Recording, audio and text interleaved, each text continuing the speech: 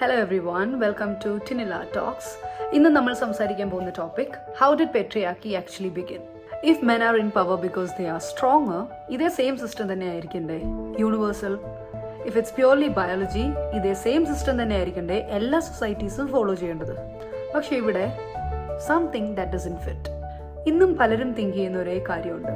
Men should lead, men should protect, men should earn money, and they are expecting women to be in the house, to take care of their children and to manage emotion. Even today, laws ഒക്കെ equality ഒരുപാട് പുകഴ്ത്തി പറയുന്നുണ്ടെങ്കിലും ഇതേ same system തന്നെയാണോ നമ്മളുടെ വീടുകളിൽ കാണുന്നത്?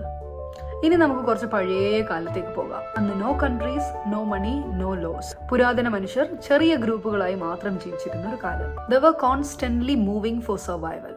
അന്ന് ഓണർഷിപ്പ് എന്ന കോൺസെപ്റ്റ് ഇല്ല, വീടെന്ന കോൺസെപ്റ്റ് ഇല്ല, ഫാമിലി എന്നൊരു കോൺസെപ്റ്റ് ഇല്ല, ഇത് എന്റെ ഭൂമി എന്നൊരു ഐഡിയ തന്നെ ഇല്ല. ഫുഡ് കിട്ടുന്നത് ഹണ്ടിങ്ങും ഗ്യാദറിങ്ങും വഴി മാത്രം. ഈ ഹണ്ടിങ്ങും ഗ്യാദറിങ്ങും രണ്ടും സർവൈവലിന് ഭയങ്കര ഇമ്പോർട്ടന്റ് ആയിട്ടുള്ള കാര്യമാണ്. അപ്പോൾ ലീഡർഷിപ്പ് സിസ്റ്റം ഇന്നത്തെ കാലത്തെ പോലെ ഉണ്ടായിരുന്നില്ല. സോ ദ ക്വസ്റ്റ്യൻ ഇസ്, എങ്ങനെയാണ് ഈ കോർപ്പറേഷൻ ഒരു ഹൈറാർക്കി ലെവലായി മാറിയത്? ഏർലി ഹ്യൂമൻസ് നാച്ചുറലി ആണ് അവരുടെ റോൾസ് ഒക്കെ ക്രിയേറ്റ് ചെയ്തത്. Men mostly did hunting, group defense, outside protection, and women mostly did child care, food processing and gathering. പക്ഷെ ഇവിടെ ഒരു പ്രധാന കാര്യമുണ്ട്. ഇവിടെ ഡോമിനേഷൻ എന്നൊരു കോൺസെപ്റ്റേ ഇല്ല. കാരണം ഇവിടെ പ്രോപ്പർട്ടി ഇല്ല, ഓണർഷിപ്പ് ഇല്ല, ഇൻഹെറിറ്റൻസ് ഇല്ല. സോ പവർ എന്നത് ടെമ്പററി മാത്രമായിരുന്നു. Nobody could control resources permanently. But then everything changes. അവിടെയാണ് ഒരു വലിയ ബോംബ്, ഒരു വലിയ ബൂം തന്നെ ഉണ്ടാവുന്നത്. എന്താണത്? അഗ്രികൾച്ചർ എന്ന കോൺസെപ്റ്റ് ആരംഭിക്കുന്നു. People stop moving constantly. അവർ ഒരേ സ്ഥലത്ത് സെറ്റിൽ ചെയ്യുന്നു. ഫുഡ് സ്റ്റോറേജ് പോസിബിൾ ആക്കുന്നു. ലാൻഡ് അങ്ങനെ തന്നെ എക്സ്ട്രീംലി ഇമ്പോർട്ടന്റ് ആകുന്നു. അപ്പോൾ ഒരു വലിയ ക്വസ്റ്റ്യൻ വരുന്നുണ്ടല്ലേ, ഈ ലാൻഡ് ആരുടേതാണ്? ഇവിടെ നിന്നാണ് ഓണർഷിപ്പ് എന്ന കോൺസെപ്റ്റ് വരുന്നത്. Because land is equal to survival plus power. Now a real problem is occurring.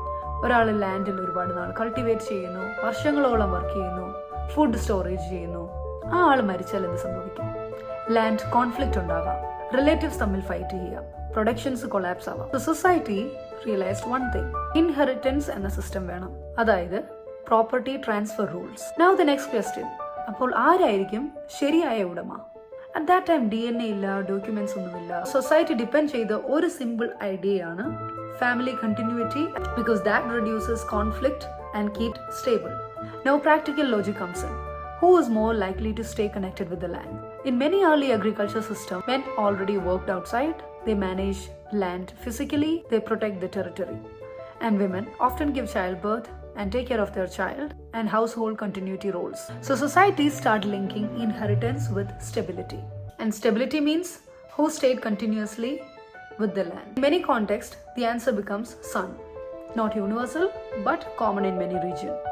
So inheritance starts aligning with the son, with agriculture society. അങ്ങനെ തന്നെ വേറൊരു ഫോമും കൂടെ ഉണ്ടാവുന്നു. എന്താണത്? മാരേജ്. അപ്പോൾ അന്നത്തെ കാലത്ത് മാരേജ് എന്ന് പറയുന്നത് ഒരു ഇമോഷണൽ കണക്ഷൻ ഒന്നുമല്ല, പക്ഷേ അതൊരു സൊസൈറ്റിയൽ അറേഞ്ച്മെന്റ് ആണ്. When a woman marries, she joins another household. Her daily role shifts there, and children belong to the household structure. So from A land perspective, ഒരു പെൺകുട്ടി കല്യാണം കഴിക്കാതെ അല്ലെങ്കിൽ കല്യാണം കഴിച്ചിട്ട് തന്നെ ആ വീട്ടിൽ തന്നെ നിന്നാൽ എന്ത് സംഭവിക്കും? Land fragments. And if a daughter move, land remains stable in one unit. So many society choose daughters move after marriage, not because of inferiority but because of property stability logic. Now over time ആൺകുട്ടികളായിരിക്കും land inherit ചെയ്യുക. Daughters move after marriage, property stays within one line. And ഇത് തന്നെ generations and generations follow ചെയ്തു.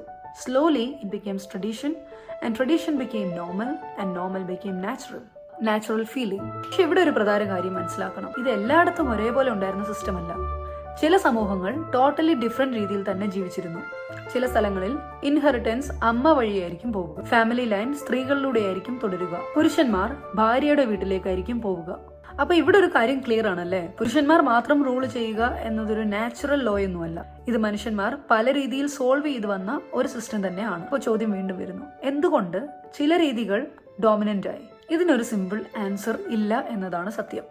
കാരണം ഇതൊരു കാരണത്താൽ മാത്രം ഉണ്ടായ ഒരു സിസ്റ്റം അല്ല. ഇതിൽ പല കാര്യങ്ങൾ ചേർന്നിട്ടുണ്ട്.